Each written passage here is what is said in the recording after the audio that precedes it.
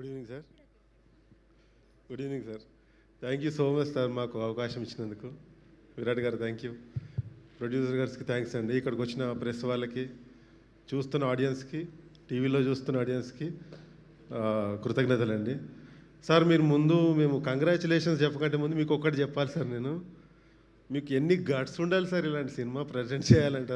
అసలు నేను ఆ సెట్లో చూసినప్పుడు స్ఫటికలింగాన్ని చూసి అసలు నాకు గూస్ బాంబ్స్ వచ్చేసినాయి సార్. అసలు మామూలు సెట్ కాదు, మామూలు ప్రొడక్షన్ కాదు.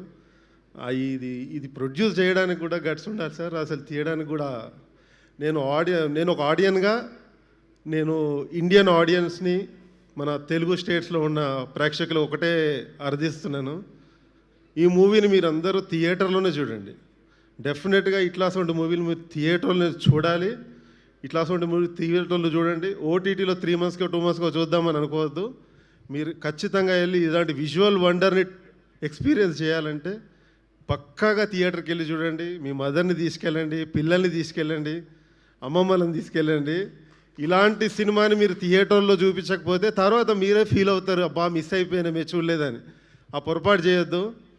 చిన్న చిన్న చిన్న విత్తనం నుండి మహావృక్షంలాగా ఎదగాలని నేను మనస్ఫూర్తిగా కోరుకుంటున్నాను సార్. మీ ప్రొడక్షన్ హౌస్ ఈ సినిమా తర్వాత ఆ వృక్షం ఇలాంటి సినిమాలు ఎన్నిటికో మూలం బీజం కావాలని నేను మనస్ఫూర్తిగా కోరుకుంటున్నాను sir. Thank you so much sir. Thank you so much sir. నాకు అవకాశం ఇచ్చినందుకు thank you so much sir. Thank you Kiran Raj గారు.